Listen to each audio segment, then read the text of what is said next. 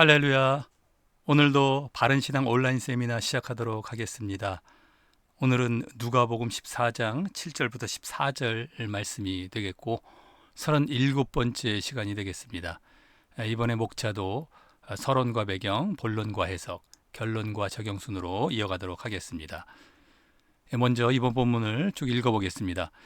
청함을 받은 사람들의 상좌 택함을 보시고 저희에게 비유로 말씀하여 가라사대 내가 누구에게나 혼인잔치에 청함을 받았을 때에 상좌에 앉지 말라. 그렇지 않으면 너보다 높은 사람이 청함을 받은 경우에 너와 저를 청한 자가 와서 너더러 이 사람에게 자리를 내어주라 하리니 그때 내가 부끄러워서 말석으로 가게 되리라.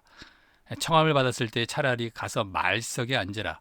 그러면 너를 청한 자가 와서 너더러 버시어 올라 앉으라 하리니 그때에야 함께 앉은 모든 사람 앞에 영광이 있으리라.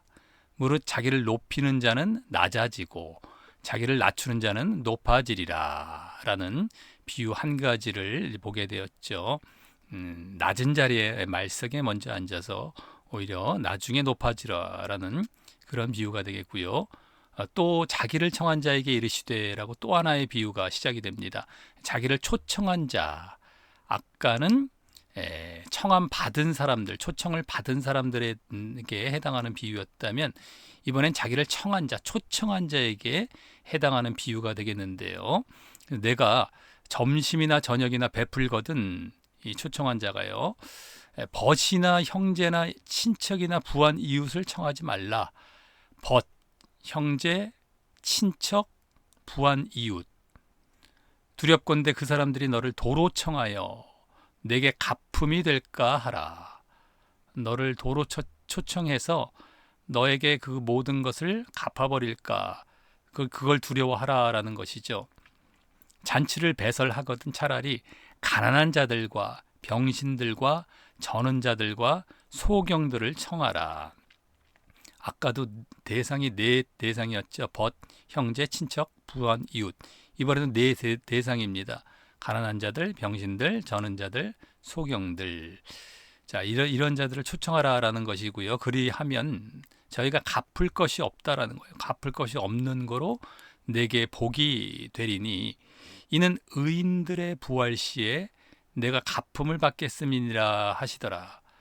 의인들의 부활 시 마지막 때입니다. 우리의 종말 이후에 부활할 때에 구원받을 때에 갚음을 받는다라는 것이죠. 그러니까 이 세상에서 어떤 갚음을 받을 생각하면서 초청하고 사람들에게 잘해주지 말라라는 것입니다. 나중에 받을 생각하라. 이 초청한 자에게 두 번째 비유는 이런 비유가 되겠습니다. 자, 이제 서론과 배경으로 본격적으로 들어가서요. 이번 본문은 두 비유로 이루어진 말씀이다. 예수님께서 지금 계속해서 갈릴리에서 예루살렘을 향해 나아가고 있는 가운데 전에부터 이런 배경이었었죠. 근데 어떤 집에 식사 초대를 받아서 그 식사의 상황과 관련하여 말씀하시게 되는 두 비유가 되겠습니다. 그래서 이번 두 비유 모두 식사 자리의 상황과 관련이 됩니다. 이 두 비유를 말씀하시게 되는 배경이 되는 이 식사 자리는 이러한 식사 자리였습니다. 13장 10절, 지금은 14장 7절부터 14절 본문이 되는데 13장 중에서도 좀 앞부분이죠. 13장 10절 이후에 안식일에 한 회당에서 이제 가르치시다가요. 예수님께서 18년 동안 귀신 들린 한 여인을 고치시게 됩니다. 그렇게 치유를 하시자 회당장이 예수님께서 안식일에 병 고치시는 것을 분내면서 평일에 고치라. 왜 안식일에 고치느냐라고 말을 하게 되죠. 하지만 예수님께서는 그 안식일에 병 고치는 일에 합당함을 이제 말씀하시며 반박하심으로 이번 본문의 종교 지도자들과의 대립적인 분위기를 형성하는데 복선을 깔게 되었던 것이었습니다. 이후 그 대립적인 분위기는 더욱 고조되어 가고 있었고 그에 이어 이번 본문에서의 식사 자리가 이제 보여지게 되는 것입니다. 그리고 그 식사 자리는 이번 본문 바로 앞 본문 14장 1절에 나오듯이 이번 본문은 14장 7절부터인데 바로 앞 본문 1절부터 6절까지 중에서 이제 맨 앞에 14장 1절에 나오듯이 바리새인의 한 두령, 즉 지도자가 초대한 그런 식사 자리였던 것입니다.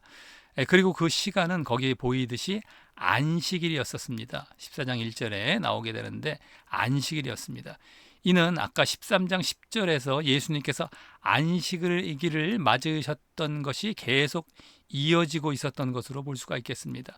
계속 13장 10절부터 그 안식일에 있었던 일들로 우리가 볼 수 있겠죠. 그런데 14장 1절에서 아까 여기 14장 1절에서 또 보여지듯이 저희가 엿보고 있더라라고 이제 거기서 나오고 있거든요. 그래서 바리새인들이 예수님을 아주 면밀히 지켜보며 뭔가 율법에 위배되는 일은 없나 하고 책 잡아서 고소하기 위해 초대한 그런 식사 자리였고요. 그래서 여기서도 그 대립적인 분위기가 보여지고 있는 것입니다. 자, 그래서 결국 이번 사건의 배경이 되는 이 식사 자리는 이와 같이 바리새인의 집에서 대립적인 분위기를 품고 있었던 그런 식사 자리였던 것입니다. 뭐 이런 배경들, 이런 경우들이 많았었죠. 우리 복음서를 보면 이번에도 그렇습니다. 바리새인의 집에서 대립적인 분위기 가운데에 이렇게 식사 자리를 이제 갖고 있었던 것입니다.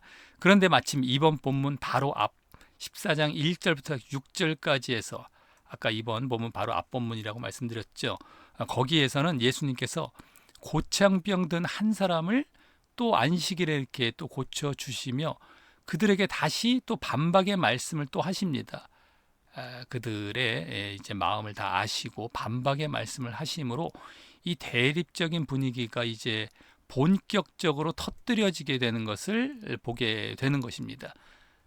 자, 그리고 이후 이번 본문에서는 그 대립적인 분위기 속에 이제 이 두 비유를 들어 그들을 향해 간접적으로 돌려 말씀하시며 저 바리새인들의 잘못된 신앙을 돌이켜 바르게 돌아오게 하시기 위한 가르침을 베푸시게 되는 것입니다. 그들을 뭐 공격하고 그들을 이제 창피를 주고 뭐 모함하기 위해서 이런 비유를 이렇게 드시는 것이라기보다도 돌이켜서 바르게 돌아오게 하시기 위한 것이죠. 잘못된 신앙을요. 잘못된 신앙을. 그래서 간접적으로 그들에게 뭐 그들이라고 직접 얘기를 안 하시면서 이 비유로 돌려서 말씀을 하시면서 어쨌든 그들이 바르게 돌아오기를 원하고 계시는 것입니다.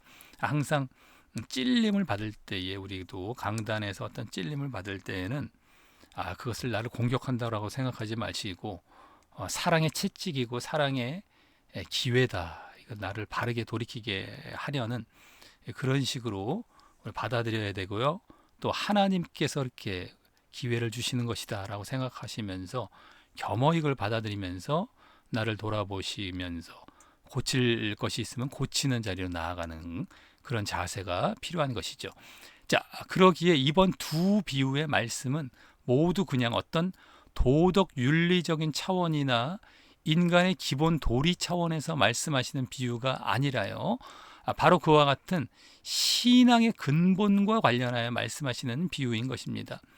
그냥 도덕 윤리, 뭐 인간의 기본 도리 이런 차원이 아닌 것입니다. 다 이 성경에 나오는 말씀들은 신앙적이고 영적인 것이죠. 그냥 도덕 윤리적으로 뭐 인간의 뭐 기본 도리적으로만 잘 하라라고 했다면은 우리가 예수님 안 믿고도 뭐 잘 할 수 있는 사람들 많거든요. 그러면 예수님이 필요 없다라는 거잖아요. 이제 오늘 또 보겠지만 다 여기 지금 나오죠. 구원과도 관련이 되는데 말입니다. 예수님 필요 없이 그런 도덕 윤리만 잘 했더니 뭐 구원받는다? 그럼 오히려 예수님을 모욕하는 것이죠. 예수님이 필요 없다라고 얘기하는 것밖에 안 되기 때문에 다 이런 신앙의 근본과 관련하여서 이 믿음, 신앙과 그대로 관련이 된 그런 비유가 되는 것이다라고 하는 것입니다. 아까 잘못된 신앙, 그들의 잘못된 신앙 이 차원입니다. 다 신앙 차원이에요. 그리고 그러므로 또한 이 바로 전에 13장에서 또 다른 병 고침 이후 말씀하셨던 하나님 나라와 구원에 들어가느냐 못 들어가느냐 이겁니다. 구원 차원이에요. 하나님 나라 차원. 다 이겁니다. 신앙 차원이기 때문에 그것과 관련이 되는 비유인 것입니다. 그냥 단순히 뭐 세상 도덕 윤리적인 차원이 아닌 것이구나.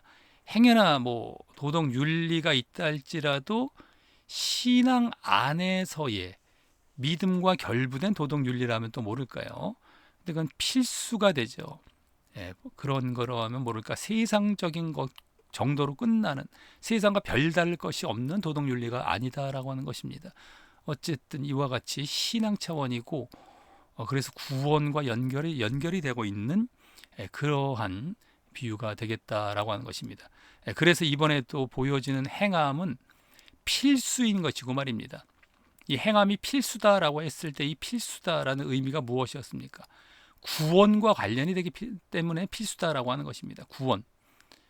행함 안 보여도 구원 뭐 다 받아요라고 한다면 행함을 해도 되고 안 해도 되니까 선택적이 돼버리죠. 필수가 아닌 거예요. 근데 필수다라고 했을 때는 구원받기에 필수다라는 것이죠. 그래서 구원과 다 관련이 되어져서 이번 본문도 보여지게 되고, 지금까지 우리가 보았던 모든 행함 본문 구절들은 다 구원과 관련된 필수였다라는 것. 그래서 이번 세미나의 주제도 행함이 필수다라고 하는 것입니다. 항상 행함은 선택이 아니에요. 해도 되고 안 해도 되고가 아니고, 신앙, 이 믿음과 이 딱 그냥 하나로 연결이 되어 있습니다. 분리가 될 수 없어요. 이게 다 신앙, 믿음과 그대로 하나가 되는 구원 차원이에요. 그래서 필수다라는 것, 이번에도 이제 확인하게 되는 것이다라고 하는 것입니다. 자, 본론과 해석으로 들어가겠습니다. 먼저 이번 본문 7절을 보면 예수님께서 이제 뒤에 8절부터 11절에 걸쳐 첫 번째 이유를 드시는 그 이유가 보여집니다. 첫 번째 비유. 자, 바로 청함을 받은 사람들의 상좌 택함을 보셨기 때문입니다. 여기 나오죠. 청함을 받은 사람들, 초청받은 사람들의 상좌를 택함을 보고 높은 자리, 가장 높은 자리를 택해서 앉으려고 하는 것, 상좌 택함, 그것을 보시고 저희에게 비유로 말씀하여 가라사대. 자, 일단 여기 청함을 받은 사람들이란 말을 보면 지금 이 식사 자리에는 예수님 외에 또 다른 사람들이 초청되었나 봅니다. 그런데 그 사람들이 서로 높은 자리를 택하여 앉으려 했던 모습을 보였고요. 상좌 택함, 이게 이 말이죠. 서로 높은 자리를 택하여 앉으려 했던 모습을 보였고, 예수님은 그것을 보신 것이었습니다.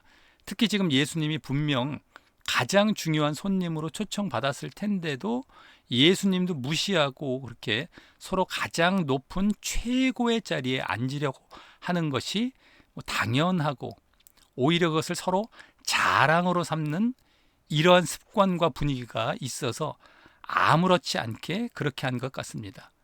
참 우스운 모습이에요. 예? 서로 높은 자리에 앉으려고 그냥 얼마나 우스꽝스러운 모습입니까, 사실은요. 근데 그것을 당연히 여기고 그걸 서로 또 자랑으로 삼는, 내가 먼저 그냥 은근히 가서 높은 자리를, 저 상석을 딱 차지하는 거예요. 내가 차지했으니까 내가 높지 하면서 은근히 뽐내는 것이죠. 말도 이렇게 안 하면서 은근히 먼저 가서 앉으려고 하는, 서로 윗자리에 앉으려고 하고, 이런 게 아예 그냥 습관으로 자리 잡아서 그 당시 분위기였던 것 같아요. 그러니까 자기들은 그것이 얼마나 나중에 우스꽝스럽다라는 것을 깨닫지도 못하는 상태인 것이죠. 참, 예. 자, 그럼 이 모습을 보인 자들은 문맥상 누구였겠는가? 예? 바로 그곳에 함께 참석한 바리새인들 동료였을 것입니다. 특히 마태복음 23장이나 마가복음 12장에서 이와 비슷한 의미의 말씀으로 잔치의 상석과 회당의 상좌를 좋아하는 자들을 조심하라라는 말씀을 비유가 아닌 직접적으로 말씀하실 때가 있는데요. 그때에는 아예 바리새인들이라고 밝히고 계시기 때문입니다. 그러니까 지금 바리새인이 초청을 했는데 동료들을 함께 초청해서 예수님과 함께 이렇게 식사를 하게 했던 것이었죠. 그들이 이렇게 상좌를 앉으려고 하는 이 종교 지도자들인데요. 지금도 이 종교 지도자들에 해당하는 자들은 우리 기독교 내에서는 이제 목사님들이 주로 되겠는데, 이런 경우가 사실 우스꽝스럽다고 아까 말씀드렸는데, 실질 현장에서 사실 눈에 안 보이게 이런 일이 벌어지고 있는 것이죠. 사실은 은근히 말이죠. 은근히 대우받으려고 하고 대접받으려고 하고 참 우스꽝스러운 모습이 됩니다. 그리고 누가 무시하면은 기분 나빠하던가 이제 그런 모습을 보일 때에 그런 것이 세상에서는 혹 그럴 수 있을지 모르겠지만 우리 신앙 안에서는 그래서는 안 되겠다라고 하는 것입니다. 세상은 뭐 좀 이따 나오겠지만 하나님도 없고 신앙도 없는 사람들입니다. 그러니 뭐 그렇게 간다 할지라도 그게 가치 있다고 생각을 하니까. 근데 우리 신앙인들은 그것이 아니다라고 하는 것이죠. 자, 이 바리새인 초청자들의 이와 같은 모습으로 표출되고 있는 그들의 잘못된 신앙의 근본을 이렇게 보시고 이 잘못된 신앙이 표출되고 있었단 말이죠. 그 근본 그것이 다 지금 상좌 택함의 모습에서 다 표출되고 있었던 것이에요. 그걸 예수님께서 보시고 이제 예수님께서는 그것을 지적하시고 바르게 깨닫게 하시기 위해서 이제 8절부터 11절까지의 첫 번째 비유를 드시는 것입니다. 그래서 이 첫 번째 비유부터 이제 식사 자리와 관련하여 비유를 드시게 되시는 것이지만 그중 먼저 그 식사 자리에 초청받은 자와 관련한 그런 비유를 드시게 되시는 것입니다. 이렇게 초청받은 자, 청함받은 자, 초청받은 자, 식사 자리와 관련한 비유가 되겠고요. 자, 첫 번째 비유는 8절 초반과 같이 먼저 너희가 누구에게나 혼인잔치에 초청을 받았을 때를 전제 조건으로 비유를 드시는데요. 특별히 여기 혼인잔치를 굳이 특별히 말씀하셔서 초청을 받았다라고 또 말씀을 하십니다. 어쨌든 초청받은 자 위주로 지금 비유를 드시는데 혼인잔치를 또 말씀하셨다라는 것도 좀 이따가 말씀드리겠지만 또 약간 의미가 있습니다.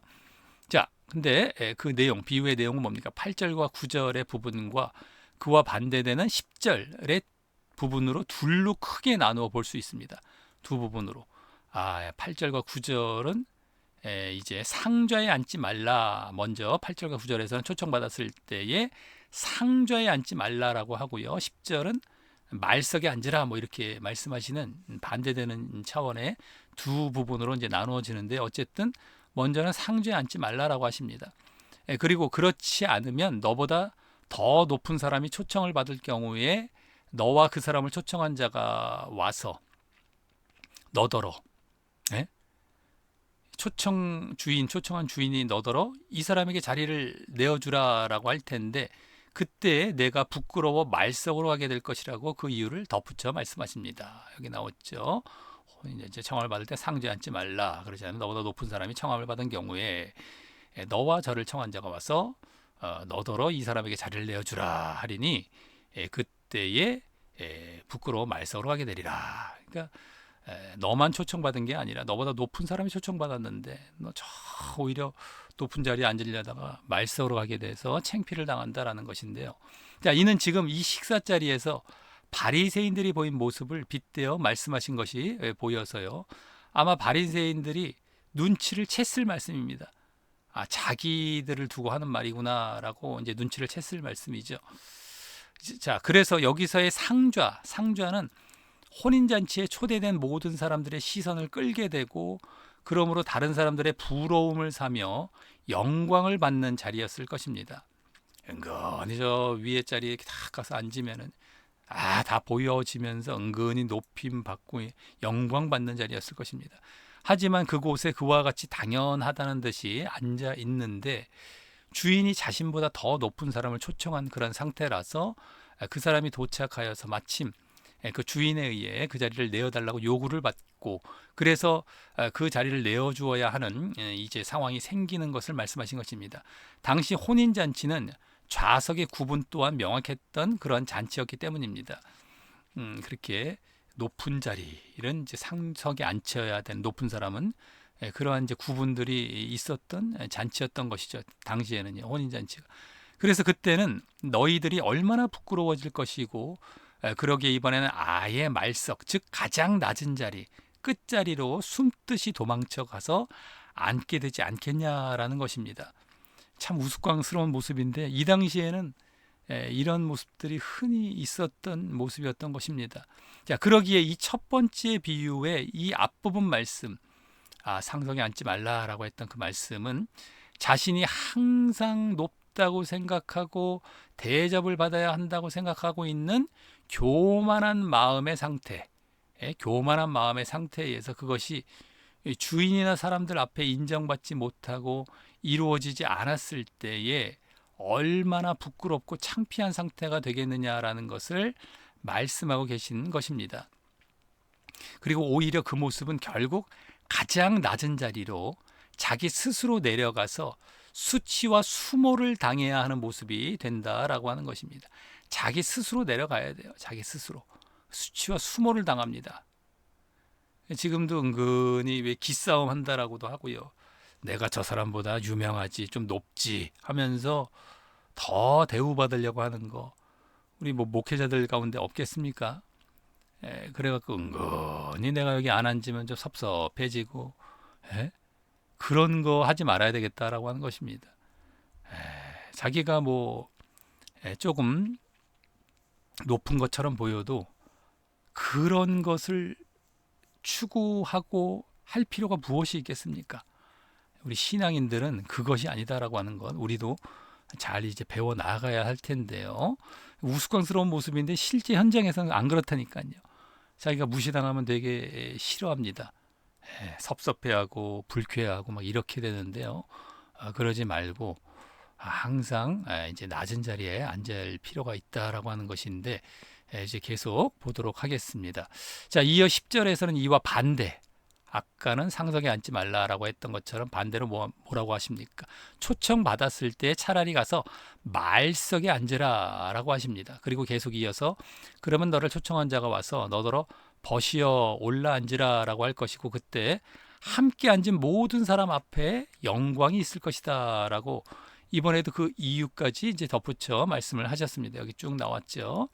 똑같은 지금 말씀 나왔습니다. 자, 이 비유는 지금 주로 바리새인들과 같은 이 종교 지도자들이나 랍비들을 대상으로 말씀하시는 것이기에 이와 같이 그 사람이 자신이 선생임에도 불구하고 존경받는 랍비 선생임에도 불구하고 그렇게 말석인 가장 낮은 자리에 처음부터 앉는다면 분명 그 사람도 선생이기에 랍비의 선생이기에 그 가장 끝자리보다는 좀 더 높은 자리를 마련해 줄 것이고 그러면 그때 가서 올라앉는 그런 영광을 받을 것이라는 것입니다.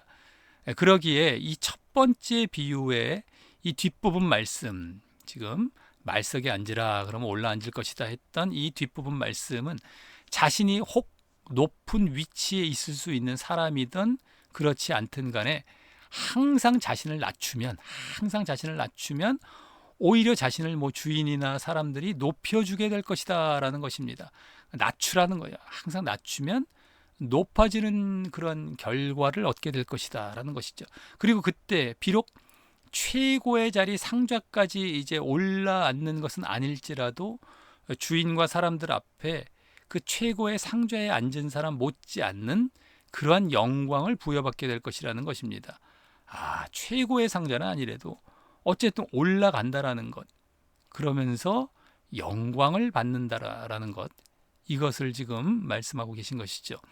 그리고 이 첫 번째 비유의 말씀과 비슷한 말씀이 이제 구약 잠언 25장에 나오고 있습니다. 여기 말씀을 담아놨습니다. 지금 첫 번째 비유 전체입니다. 아까 앞부분, 뒷부분 다 포함된 것. 자, 그래서 왕 앞에서 스스로 높은 채 하지 말며 대인의 자리에 서지 말라. 이는 사람이 너더러 이리로 올라오라 하는 것이 내 눈에 보이는 귀인 앞에서 저리로 내려가라 하는 것보다 나음이니라 라고 말입니다. 높은 척 하다가 내려가게 되는 것, 그러지 말고 여기 이제 뭐 낮은데 말석에 앉으라라는 말씀은 여기 나오지 있지는 않지만 결국엔 올라오라 한 말 속에 이제 이게 다 담겨 있다라고 볼 수가 있겠죠. 거의 같은 말씀입니다. 자, 그러기에 예수님께서는 그 바리새인들도 잘 알고 있을 그 구약 말씀을 인용하여서 이 잠언 말씀을 인용하신 것이죠. 그러니까 이 내용을 뭐 모르겠습니까? 이 바리새인들이나 종교지자들 다 알겠죠. 나 그 내용, 그 비슷한 내용 다 알고 있고, 어쩌 예수님이 그 말씀 인용해서 이렇게 또 말하고 있구나라고 자기들도 생각을 했겠죠. 그래서 이렇게 인용해서 이 비유를 말씀하심으로 그들이 말씀에 대한 지식만 있지 행함이 없음을 함께 보이려고 하셨을 것입니다. 그냥 말씀에 대해서 알긴 알고 있어요, 자기들도. 근데 그것을 그대로 행하지 않아요. 행하지 않아요. 실천을 안 합니다. 자기들이 낮아져라 하는 행함이에요. 여기서 지금 낮아져라. 그걸 안 하고 계속 높아지려고 하고 대우받으려고 하고 말이죠. 이런 것 하지 말라라고 하는 것이죠. 우리도 지금 목회자들이나 뭐 또 다른 뭐 평신도들도 직분자들이 마찬가지죠. 아, 내가 장로인데 저 집사보다 뭐 이런 거. 아, 내가 집사인데 뭐 권사인데 아, 저 집사보다라던가 집사인데 뭐 권찰보다 뭐 이런다던가 아, 뭐 이런 거 평신도들도 흔히 있을 수 있잖아요. 근데 그러지 말고 항상 낮아지라는 거예요. 뭐 장로 뭐면 어떠며 목사면 어떠냐 말석에 앉으라라는 것이죠. 어쨌든 간에 항상 낮추라라는 것입니다. 그것이 또 말씀대로 행하는 모습이다라고 하는 거예요. 말씀대로. 말씀을 우리가 믿는 것인데 그 믿음대로 행하는 것도 되고요. 행하는 모습입니다. 행함. 자, 그럼 이 말씀은 이제 무엇을 가르치시고자 하셨던 것인가? 이제 비유를 다 보았던 것인데요. 이제 뭘 가르치고자 하셨던 것인가? 첫 번째 비유는 일단 앞서 말했듯이 어떤 도덕적이고 인간적인 차원의 겸손을 말씀하시는 데서 그치고자 하신 말씀이 아닌 것입니다. 겸손이긴 겸손인데 인간적이고 도덕적인 차원에서의 겸손이 아니다라고 하는 것입니다. 그들과 대립된 분위기 속에서 늘 그래 오셨듯이 그들의 잘못된 신앙을 지적하고 바르게 고치시려고 하는 이 신앙적 차원에서 그냥 세상 도덕 인간적인 차원이 아니라 신앙적 차원입니다. 그런 차원에서 말씀하고 계신 것입니다.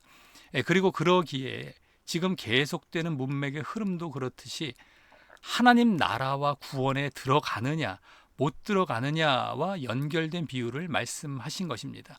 지금 구원 차원입니다. 구원. 이게 신앙과 믿음과 그대로 연결이 되기 때문에 이 다 구원 쪽이에요. 그래서 이 비유에서 부끄럽다, 영광스럽다라는 마지막 그 말씀들은요, 마지막 심판의 자리에서 이루어질 모습을 예표하고 있는 것이죠. 아까 부끄럽다, 더 이제 내려가게 되면 저 말석에 가서 앉으면 부끄럽다, 하지만 올라 앉으면 영광스럽다, 이렇게 비유 가운데 나왔었다라고 하는 건데요. 그 부끄럽다, 영광스럽다라는 것은 심판, 마지막 심판 자리에서 이루어질 그러한 부끄러움과 영광스러움인 것입니다. 그걸 예표하고 있는 것이고 또 그러기에 혼인잔치, 이 첫 번째 비유의 배경은 그냥 잔치라기보다도 혼인잔치라고 아까 처음 시작할 때 보았죠. 혼인잔치는 마지막 종말 때 이루어질 이 신랑 되신 예수님과 신부된 성도들과의 어린 양의 혼인잔치를 예표하는 것이며 또 그러기에 여기 주인은 바로 예수님을 비유하고 계신 것입니다. 혼인잔치, 그러니까 초청했던 주인은 예수님이 되시는 것이죠. 비유 가운데에. 그래서 혼인잔치에 초청을 받았다라는 것도 예수님을 믿어서 그 잔치를 향해 나아가는 그 믿음의 자리로 초청받은 것을 예표한다라고 볼 수 있겠고요. 아, 예수님과 결혼하는 예수님의 그 이제 혼인잔치에 예수님이 초청한 자리에 나아가기 때문에 예수님을 믿는 자리로 나아가는 것입니다. 혼인잔치에 초청을 받았다라는 비유의 그 내용은 예수님을 믿는 자리로 나아가는 것, 믿음의 자리에 초청을 받은 것을 예표한다라고 볼 수 있겠고요. 그때 그러한 믿음과 신앙의 삶을 살아가는 가운데에 자신을 그 잔치의 주인 되신 예수님과 또 다른 초청자들인 다른 성도들 앞에 초청주가 초청했던 주인이 예수님, 또 아까 다른 초청자들인 다른 성도들 앞에 늘 자신을 높이려고 하는 것이 아니라 늘 자신을 가장 낮추고 대신 예수님과 다른 성도들을 높여야 나중에 결국 부끄럽고 뭐 초상집과도 같은 가장 끝자리가 예표하는 하나님 나라 밖에서 슬피 울며 이를 갈미 있는 모습, 지옥입니다. 멸망입니다. 그런 자리, 부끄러움의 자리가 아니라 주인과 사람들이 인정하는 마치 가장 높은 자리와도 같은 그런 영광과 즐거움의 자리가 예표하는 하나님 나라 안에 들어가 구원을 얻게 될 것임을 비유하신 것입니다. 아, 이것이 지금 믿음의 자리에 초청을 받은 거예요. 이 식사 자리, 혼인잔치에 초청을 받았다라는 비유는 믿음의 초청을 받은 것이고, 그 믿음 안에서 예수님과 다른 성도들 앞에서 자신을 낮추어야 된다는 거예요. 늘 낮춘다. 이건 뭡니까? 바로 하나님 사랑과 이웃 사랑이에요. 하나님 사랑, 예수님 사랑, 이웃 사랑, 형제 사랑. 신앙의 가장 기본적인 우리 행함의 모습이죠. 믿음의. 그래야 구원받는다라는 거예요. 이게 지금 좀 이따가 더 직접 보여지죠. 이게 구원 차원이냐, 부끄러움과 영광, 이것이 뭐 멸망, 구원, 이것과 결부가 되느냐, 야, 너무 비약시킨 거 아니냐? 아닙니다. 다 나와요. 좀 이따 더 직접적으로. 이게 다 신앙 차원이란 말이에요. 이 도덕, 그냥 인간 세상 도덕 차원이 아닌 겁니다. 그래서 항상 예수님과 하나님과 예수님 앞에 자신을 낮추고 또 사람들 앞에서도 낮추는 겁니다. 그들을 그만큼 사랑하는 모습이기도 하죠. 그래서 그러한 믿음에 따른 행함의 모습입니다. 낮추는 것이 이번에 낮추는 것으로 이번에 보여지죠. 행함의 모습이 예수님 사랑, 이웃 사랑, 하나님 사랑, 이웃 사랑, 형제 사랑, 이것이 그대로 이제 그렇게 지금 행함의 모습으로 보여지는 것이고, 다 지금 구원과 관련되고 있는 구원 차원의 필수다라고 하는 것입니다.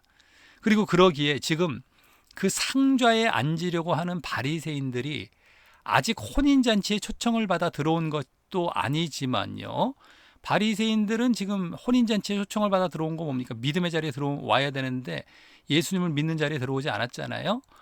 그것도 아니지만 얼마나 하나님과 다른 사람들 앞에 높아지려고 하고, 이들은 그래서 뭐 하나님을 믿는다고 하는 자들 아니었습니까? 이 바리새인들도 지금으로 말하자면 나름대로 이제 신앙을 가졌다라는 사람들이 돼요. 사실은요.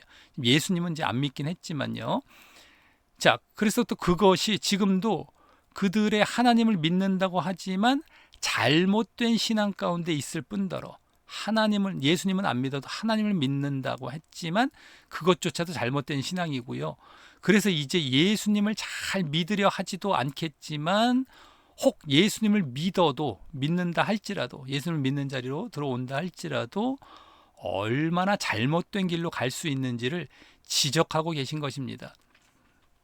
하나님을 믿는다라는 것 자체가 지금 사실은 우리 예수님을 믿고 있는 것을 예표해 주기도 하는 거예요. 한편으로는요, 지금 이 당시에 예수님을 거부하는 것은 오히려 이제 바른 신앙으로 가는 걸 거부하는 것 차원이 되겠고, 어찌 됐든 간에 이들이 또 예수님을 믿는 자리로 들어온다 할지라도 말이죠. 실제적으로 그렇게 된다 할지라도 또 잘못된 길로 갈 수 있는 그런 상태인 것입니다. 계속해서 하나님과 다른 사람들 앞에 높아지려고 하는 이런 모습이었기 때문입니다. 계속해서 상좌에 앉으려고 하고 높아지려고 하고, 그냥 다른 사람들뿐만 아니라 어찌됐든 하나님 앞에, 그 주인 앞에서도 높아지려고 하는 거예요. 신앙이 다 잘못되어 있고, 뭐 예수님을 믿어도 마찬가지예요. 예수님과 형제들 앞에서 높아지려고 하는 그런 잘못된 길로 갈 수 있는, 그러니까 지금 우리에게까지 해당이 되죠. 우리도 믿음 안에 들어왔는데 이러한 모습을 보이면 그 잘못된 신앙이다, 잘못된 믿음이다. 그리고 이 행함을 바르게 안 보였기 때문에 뭐 잘못된 믿음, 잘못된 신앙, 그대로 증명이 되면서 멸망으로 나아가는 겁니다. 구원을 못 받게 돼요. 겨우 왜 이 정도 갖고요가 아닙니다. 이게 신앙이에요. 신앙 차원인 거예요. 무시무시하죠.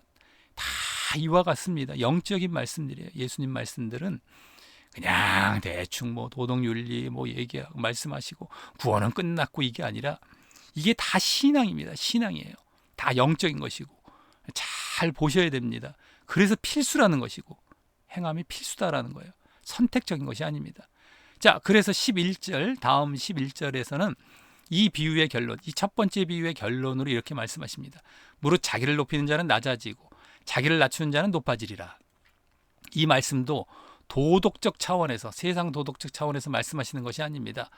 이 마태복음 23장에서도 이와 같은 말씀이 나오는데 거기서도 종말론적인 차원에서 자기를 사람뿐만 아니라 궁극적으로 하나님 앞에서 높이면 나중에 종말 때 낮아져서 심판의 길로 갈 것이고, 반대로 자기를 사람과 하나님 앞에서 낮추면 나중에 종말 때 높아져서 영생의 길로 갈 것임을 영적으로 말씀하고 계신 것과 같은 의미로 말씀하신 것입니다.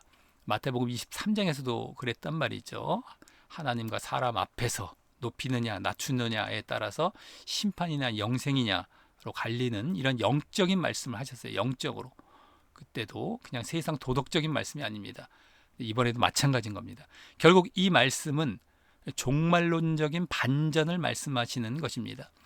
이 세상에서 자신을 높이며 자신의 영광을 구하면 나중에 종말 때에는요, 낮아져서 비참한 가운데 나아갈 것이고, 이 세상에 있을 때 진정 자신을 낮추고 하나님의 영광을 구하면 나중에 종말 때에는 하나님 나라에서 높아지는 이런 영광 가운데 나아갈 것이라고 말입니다. 그래서 자신은 낮추고 하나님은 높이는 거예요. 하나님의 영광을 구하는 겁니다. 근데 여기서 자신을 높이고 자신의 영광을 구하면 안 된다라고 하는 것이죠. 자, 이것이 첫 번째 비유였고요. 자, 다음 이번 두 번째 비유가 이제 12절부터 14절 나머지 부분에서 보여집니다. 먼저 읽어볼까요? 또 자기를 청한 자에게 이르시되, 자기를 청한 자, 청한 주인, 초청한 주인에게 이르시되, 내가 점심이나 저녁이나 베풀거든 벗이나 형제나 친척이나 부한 이웃을 청하지 말라. 두렵건대 그 사람들이 너를 도로 청하여 내게 가품이 될까 하라. 잔치를 배설하거든 차라리 가난한 자들, 병신들, 저는 자들, 소경들을 청하라. 그리하면 저희가 갚을 것이 없는 고로 내게 복이 되리니 이는 의인들의 부활 시에 내가 가품을 받겠음이니라 하시더라. 자, 이 또한 지금 바리새인의 집에서의 식사 자리와 관련하여 말씀하시는 비유입니다. 그래서 12절을 보면 또 자기를 청한 자에게 이르시되라고 하고 있습니다. 이를 보면 이번에는 초청을 받은 자가 아니라 초청을 한 자를 중심으로 비유를 말씀하시는 것입니다. 지금 초청을 받은 바리새인 손님들의 앞서와 같은 잘못된 모습 말고도 이 초청을 했던 이 바리새인 주인에게도 잘못이 있었나 봅니다. 그것은 이 비유의 내용, 아까 읽어봤던 비유의 내용을 참고해 보면 바로 자신과 가깝고 또 부유한 이웃을 초청한 데에 있어 보입니다. 자신과 가깝고 부유한 이웃을 초청하는 것, 이런 잘못이었죠. 자, 이 비유도 두 부분으로 나누어 볼 수 있는데 그 앞부분이 나오는 12절을 보면은 그 사실을 잘 알 수 있습니다. 바로 벗이나 형제나 친척이나 부한 이웃을 청하지 말라라고 말씀하셨기 때문입니다. 그래서 이는 지금 이 바리새인 주인이 앞서서도 이미 알 수 있었듯이 예수님을 엿보고 정죄하려는 다른 바리새인들과 또 그와 같은 높은 신분의 사람들을 이 자리에 초청했던 것을 두고 말씀하시는 것입니다. 벗, 부한 이웃, 이건 다 이제 지금 바리새인들 그대로 해당이 되죠. 그들이 또 형제나 친척도 될 수 있겠고, 어쨌든 자신과 가깝고 또 뭐 부유한 이러한 이웃들을 초청하지 말라라고 했던 것입니다. 자, 그러면서 앞의 비유와 같이 그 이유, 왜 그들을 초청하지 말라라고 하시는지 이유를 바로 이어서 말씀하시는데, 두렵건대 그 사람들이 너를 도로 초청하여 내게 가품이 될까 하기 때문이라는 것입니다. 그래서 여기서의 초점은 친분이 있는 사람을 또 무조건 초청하지 말라라는 것이 아니라 그 초청을 받은 자들이 도로 갚을 능력이 있는 자들이었다는 것입니다. 그대로 자기에게 되갚아주는, 받은 만큼 돌려주는 이러한 자들이었다라고 하는 것이죠.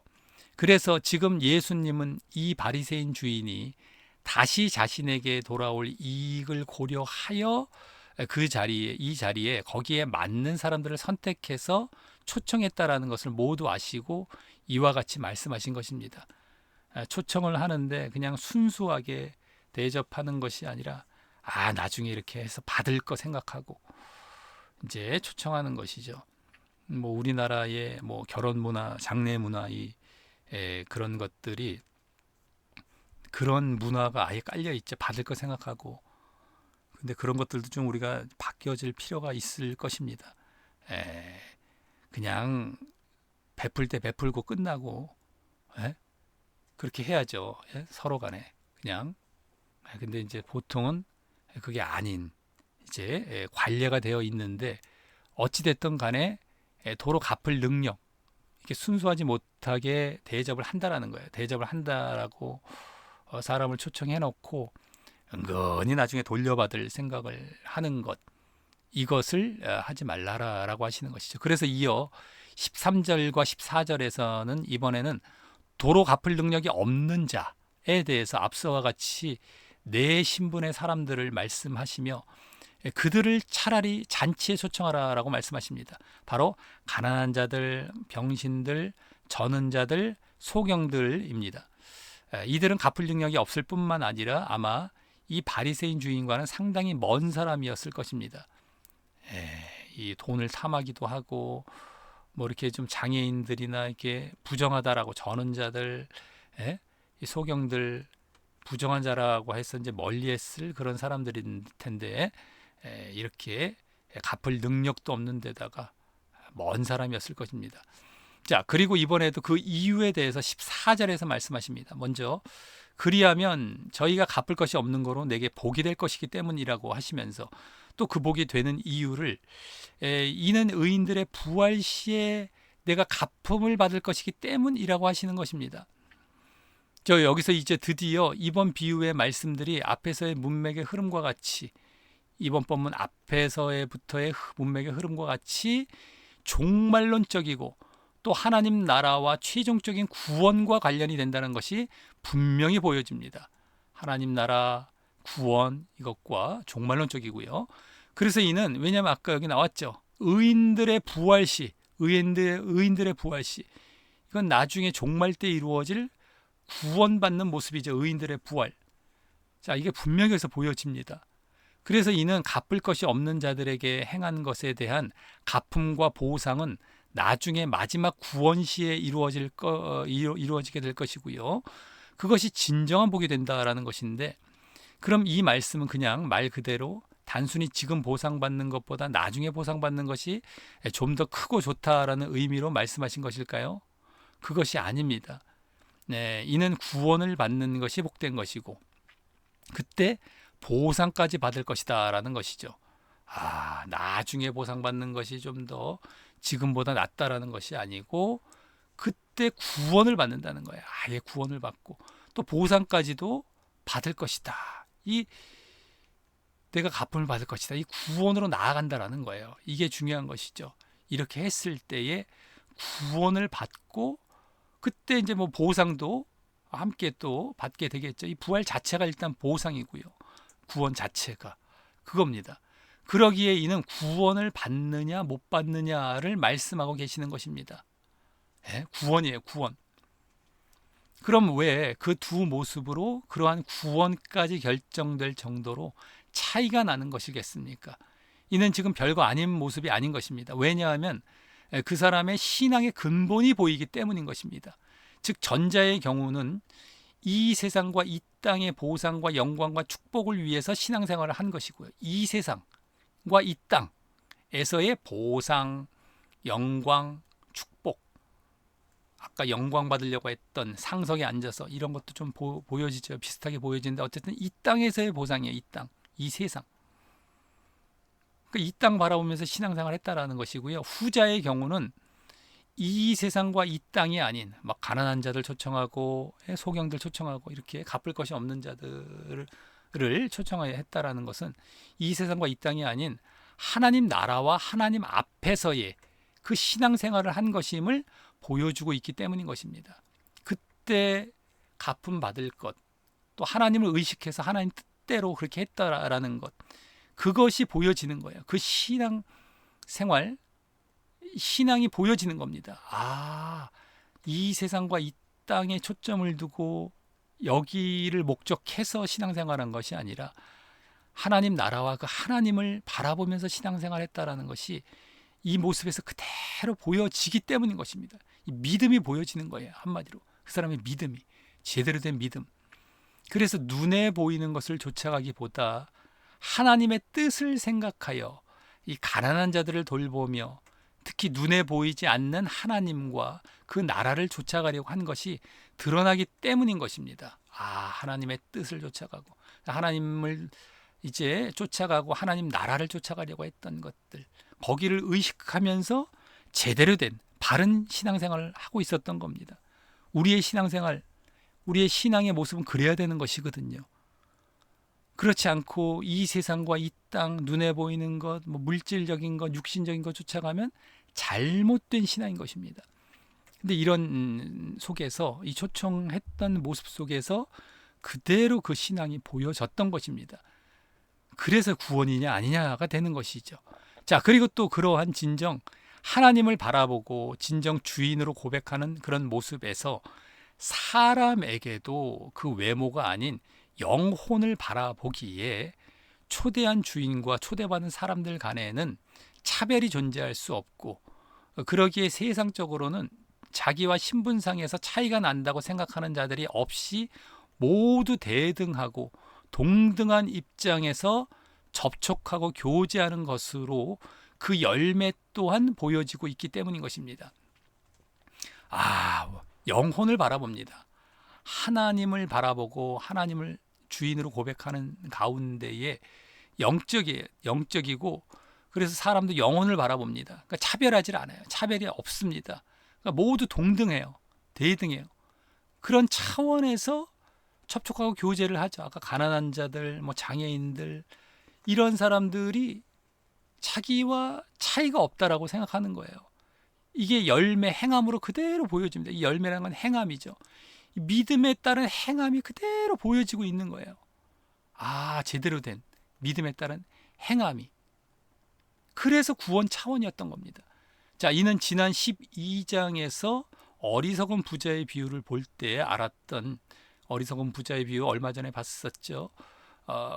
그때 알았던 자신과 이 땅의 것들을 추구하는 것이 아닌 하나님께 부요하고 하늘 창고에 재물을 쌓는 모습과 비슷한 것이죠. 그리고 또 이 모습은 이 두 번째 비유에서의 잔치도 첫 번째 비유에서의 혼인잔치와 같이 믿음의 자리로의 초청을 의미할 때, 만약에 그렇다고 한다면요, 아까 잔치에 초청한다라고 나왔었는데 두 번째 비유도요, 다 식사 자리와 관련된 비유였죠. 그래서 근데 그것이 마치 혼인잔치, 아까 첫 번째 비유의 혼인잔치가 믿음의 자리로의 초청이라는 걸 알 수 있지 않았었습니까? 그래서 누군가를 이제 이렇게 초청할 때, 믿음의 자리로 초청을 할 때에 라고 한다면, 이 두 번째 비유도요, 그렇다면은 믿는 자들이 하나님 뜻과 같이 그와 같은 외모가 아닌 그 영혼을 바라보고 전도해야 한다는 의미도 함께 전달하고 있는 것입니다. 우리가 그냥 진짜 육신, 어떤 실제적인 식사 자리가 아니라 결국에는 그 식사 자리가 전도의 자리라고 했을 때, 믿음의 자리로 초청하는 전도의 자리라고 했을 때에 그 누구도 차별하지 않고 그 영혼을 바라보며 그 누구라도 우리는 전도를 해야 되는 것이다라는 것까지도 보여주는 것이다라고 하는 것입니다. 자, 이제 결론과 적용으로 들어가겠습니다. 이번 비유의 말씀은 이 말씀만을 보아서는 안 되고 예수님과 종교 지도자들과의 대립된 분위기가 고조된 가운데 바리새인들의 잘못된 신앙으로 인해서 하나님 나라와 구원에 들어가지 못할 것이라는 그동안의 가르침의 흐름 속에서 보아야 할 비유였던 것입니다. 이들이 잘못된 신앙으로 구원에 못 들어가요. 이러한 차원에서 이번에도 계속해서 이제 비유를 말씀해 주신 것입니다. 그래서 이번에 예수님은 식사 자리에서의 예절이나 어떤 단순한 도덕적인 덕목을 가르치기 위해 이 비유를 말씀하신 것이 아니라 신앙의 근본과 그로 인한 구원과 연관하여 말씀하신 비유였습니다. 믿음과 구원이에요. 믿음과 구원 다 신앙, 이 안에 지금 행함으로 다 이게 증명이 되는 모습이었던 것이죠. 믿음과 구원입니다. 신앙과 구원. 그냥 이렇게 해도 되고 안 해도 되고가 아니라 이 구원 차원이었어요. 이들의 잘못된 신앙으로. 그래서 첫 번째 비유에서는 겸손과 낮아짐을 가르치셨는데요. 겸손과 낮아짐. 상석에 앉지 말라, 말석에 앉으려고 해라, 겸손과 낮아짐. 근데 이는 바리새인들이 교만과 높아짐에 익숙해져 있던 모습을 거스르는 것이었습니다. 그리고 그들의 교만과 높아짐은 단순히 사람뿐만 아니라 하나님 앞에서의 교만과 높아짐과 연결이 되어 있는 것이었습니다. 그냥 사람뿐만이 아닙니다. 하나님 앞에서도 높아지는 교만한 이런 모습이었어요. 얼마나 잘못된 신앙이 있었던 자들이었습니까? 예수님께서 그들의 신앙적 차원에서 빗대어 말씀하셨던 것이기 때문인 겁니다. 이들이 신앙이 지금 잘못됐다라는 것을 지적하신 것이었기 때문에 그것이 아주 더 제대로 보여진 것이었죠. 더욱이 그들은 그와 같이 행하지 말아야 할 말씀을 잘 알고 있으면서도 그와 같이 행했기 때문인 것입니다. 그러니까 얼마나 하나님을 무시하고 하나님 말씀을 무시하고 말이죠. 이런 것들 가운데서도 더 보여지는 거예요. 얼마나 교만과 높아짐 이런 것들이 하나님과 사람 앞에서 다 있었던 것이었다라고 하는 것입니다. 그래서 그들은 그러한 모습을 고집한다면, 교만과 높아짐의 모습, 그것은 고집한다면 심판 가운데 나아갈 것이었던 겁니다. 심판, 멸망. 자, 또 두 번째 비유에서는 이 세상에서의 보상을 바라지 말고 어렵고 나와 거리가 있어 보이는 자들에게 베풀라라는 사실을 가르치셨는데, 이는 바리새인들이 이 세상의 보상과 영광을 바라며 자신과 가까운 자들에게만 베푸는 이런 모습을 보였기 때문입니다. 또 뭐 도로 갚을 수 있는 자들, 이들에게만 이렇게 베푸는 모습을 보였기 때문입니다. 그리고 그 모습 또한 신앙적 차원에서 그들의 하나님과 그 나라를 바라보는 하나님 앞에서의 신앙이 아니었기 때문입니다. 하나님 앞에서의 신앙이 아니었던 거예요. 아까는 하나님 앞에서 높아지려고 하는, 사람 앞에서도 마찬가지고, 여기서는 또 하나님 앞에서의 신앙이 아닌 거예요. 그래서 그 모습 또한 마지막 종말 때 악인들의 부활에 참여하여서, 의인들의 부활이 아니고 악인들의 부활에 참여하여 심판 가운데 나아갈 모습이었던 것입니다. 그래서 결국 이번 두 비유는 모두 바리새인들의 하나님을 믿는다고는 하지만 전혀 하나님 앞과 또 그분으로부터의 영광을 위한 신앙이 아니라 이 세상 앞과 이 세상의 영광을 위한 신앙의 결과적이고 열매적인 모습을 이 비유로 빗대어 말씀하시며 그들을 깨닫게 하려는 말씀이었던 것입니다. 그들이 세상 앞, 그 세상의 영광, 세상의 보상, 세상에서 높아지려고도 하고 하나님 앞과 하나님 앞으로부터의 영광이 아닌 겁니다. 영적이지 않아요. 다 육적이고 세상적이고, 그런 것들을 결과적이고 열매적, 다른 말로 말을 하자면 행함이에요. 행함. 그 신앙에 대한 행함, 열매, 이게 잘못되어 있음을 비유로 빗대어 말씀하시면서 깨닫게 하시려 했던 것이다 라고 하는 겁니다. 자, 그리고 그 신앙의 열매가 이번 행함이 되는 것이고 필수인 것입니다. 이번에도 이것을 안 보였을 때에 심판과 멸망으로 나아가는 거죠. 심판, 다 2차원인 것이죠. 필수인 겁니다. 이번에도요.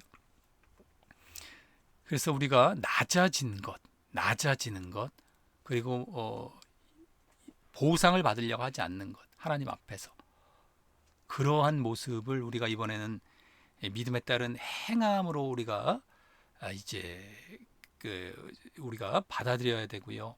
이 세상의 보상을 받는 게 아니에요. 이 세상의 영광이 아니고, 이 세상에 높아지려고 하는 것이 아니고, 이 세상을 기준 삼는 게 아닙니다. 우리가 이 세상에 초점을 두는 게 아닌 거예요. 다 이 믿음에서 벗어났기 때문에 이런 결과가 보여지는 것입니다. 그냥 억지로 우리가 외워서 하는 것이 아니라 이것이 믿음이 아니기 때문에 이것이 안 되는 거예요. 자꾸 높아지려고 하게 되고 이 세상의 어떤 보상과 영광을 받으려고 하게 되는 자리로 나아가게 돼요. 잘못된 믿음이니까 행함으로 다 보여지게 되는 겁니다. 자, 그래서 내 자신의 모습은 어떠합니까? 신앙의 모습 가운데, 믿음의 모습 가운데 늘 이러한 낮아짐과 이 세상의 보상을 바라지 않는 이런 모습이 있었습니까? 이 잠시만 있었고 없었다면 아무 소용이 없습니다. 그것은 이미 자신이 세상으로 기울어져 있다라는 것이기 때문입니다. 잠깐은 있었어요, 예전에. 근데 또 안 보여집니다. 그랬다면 다시 세상으로 기울어져 가고 있었다는 거예요. 높아지려고 합니다. 이 세상의 보상을 막 바라게 됩니다. 그러니까 잠시 있었다고 끝나면 되는 게 아닙니다. 늘 있지 아니하면 늘 항상이에요. 지속의 문제죠. 지속. 우리 신앙은 바르게도 중요하고 이게 또 끝까지 지속이 되어야 됩니다. 항상 깨어 있어야 된다는 것, 그게 중요한 거예요. 그래서요. 아예 한번 깨어 있어 보죠. 그럼요. 아예 한번 깨어 있어 볼게요. 응. 아, 알겠다. 근데 다음 내일 지나가면 또 없어져요. 언제 그랬냐는 듯이 다시 옛날로 돌아갑니다. 그러면 안 되는 거예요. 바르게로 한번 맛은 들였는데 옛날로 또 다시 돌아가요. 이거는 또 잘못된 길로 또 돌아가는 거예요. 그만큼 우리가 유지하고 지속하는 거, 바른 신앙을, 이것도 얼마나 중요한지 모릅니다. 늘 있지 아니하면 안 되고, 이 모습이 이번 우리의 신앙을 점검하는 척도와 기준으로서의 행함의 모습인 것입니다. 낮아짐과 보상을 바라지 않는 것이죠. 이 세상에서. 이겁니다. 이번 행함의 모습. 신앙의 척도와 기준, 증거, 열매로서의 행함입니다. 그리고 무엇보다 예수님께서도 이와 같은 모습을 보이셨기 때문입니다. 예수님은 늘 하나님 앞에 십자가를 지시기까지 겸손하셨고요. 온통 겸손의 삶을 사셨던 겁니다. 또 이 세상에서의 아무런 보상과 영광을 바라지 않고 그 힘든 십자가를 묵묵히 지시고 인류의 죄를 대속하셨기 때문인 것입니다. 보상과 영광을 바라지 않으셨어요. 이 세상에서 묵묵히 그냥 가셨던 것이죠. 낮추시고. 자, 하지만 오늘날 많은 교회에서 그냥 세상과 똑같이 높아지라라고 하고 있고요. 직접은 아닙니다. 간접적으로 돌려서 얘기하죠. 또 세상에서의 보상과 칭찬과 영광을 받는 것을 복으로 말을 해요. 이것도 뭐 돌려서 얘기를 하죠. 돌려서 은근히 보상, 이 세상에서의 보상과 칭찬과 영광 받는 것, 이걸 복으로 말을 하며 그것을 구하라라고 또 가르치고 있는 형국인 겁니다. 은근히 돌려서요. 은근히. 직접적으로는 얘기를 안 합니다. 은근히요. 그걸 잘 분별하셔야 되죠. 하지만 그것은 결국 하나님과 상관없는 신앙의 열매로서 결국 심판을 향해 나아가게 하는 사탕 발림인 것입니다. 무시무시한 거예요. 심판을 향해 나아갑니다. 이렇게 갔다가니 엉터리 신앙, 엉터리 믿음, 가짜 믿음, 잘못된 믿음, 이 구원 못 받게 되어질 이러한 모습인 것이에요. 조심하셔야 됩니다. 에이, 뭐 이래도 뭐 되겠죠가 아닌 거예요. 또 여기서 벗어난 데다가 그것이 늘 또 유지가 돼야 됩니다. 아까도 말씀드렸듯이 자신을 낮추고 이 세상의 영광, 보상을 받지 않으려 하는 그런 모습들 계속 지속이 되어야 됩니다. 그래서 부디 늘 낮아지고, 늘입니다. 늘 낮아지고 세상의 보상이 없어도 진정 감사하며 이렇게 살아감으로 진정 구원에 들어가서 거기서 영광과 또 보상을 받게 되기를 간절히 소원합니다. 낮아지고 보상이 없어도 이렇게 살아가는 모습, 하나님을 의식하고 진정 바른 신앙의 모습으로 열매가 보여지는 것이죠. 행함이 보여지는 것이죠. 그러할 때 구원에 들어가는 겁니다. 구원. 거기서 이제 영광, 거기서 진정으로 받게 되고 진정 보상을 받게 돼요. 그래서 그것이 진정한 우리의 믿음과 신앙이다. 이것이 없으면, 열매로 안 나타나면, 우리 행함 가운데 안 보여지면 가짜 믿음이에요. 가짜 신앙이고. 그래서 다 멸망으로 나아간다는 거 명심하시고, 오늘의 이제 행함도 필수다라는 것, 구원과 직결되어 있는 이 사실을 분명히 아시고 진정 꼭 보여 나아가신 데다가 그리고 계속 지속적으로 보여 나아가서 꼭 구원의 길로 나아가시는 그런 한 사람이 되시길 바라겠습니다. 항상 혹시라도 누가 이래, 누가 이래, 누가 이렇게 해, 누가 그러면 다 그럼 다 지옥 간다는 얘기야? 다 멸망받는다는 얘기야? 아유, 내가 뭐 옆에 내 옆에 다 그 동료 신자들 봐도 동료 성도들 봐도 이렇게 사는 사람 없던데? 그럼 그 사람들 다 지옥 간단 말이야? 답이 뭐죠? 네예요, 네. 그 사람들 기준을 삼지 마십시오. 그 사람들 보여지는 모습에요. 말씀의 기준입니다. 말씀의 기준. 그렇게 하면 다 지옥 간다라고 말씀에서 말해주고 있어요. 뭐 이러면서 뭐 누구는 뭐 당신은 당신 뭐 이런 거 하지 마십시오. 항상 그런 걸로 피해 가려고 그러죠. 그런 거 자꾸 하는 사람들은 아예 단도직입적으로 말씀드리자면 지옥 갈 준비하고 있는 사람들입니다. 거의 지옥 갈 사람들이에요. 그런 사람들은. 어떻게 해서든지 피해 가겠다는 거거든요. 바른 것을. 그러지 마시고 항상 이 오늘 말씀도 보셨고 내가 직접 확인이 된 거예요. 더 이상 이제 딴 얘기를 하지 마십시오. 그리고 이러한 진정한 믿음과 행함의 모습을 제대로 보여서 진정 구원받는 그 소수의 사람, 그 한 사람이 되시기를 간절히 바라겠습니다. 자, 오늘도 모든 이 세미나 하나님께 영광을 돌리며 마치겠습니다.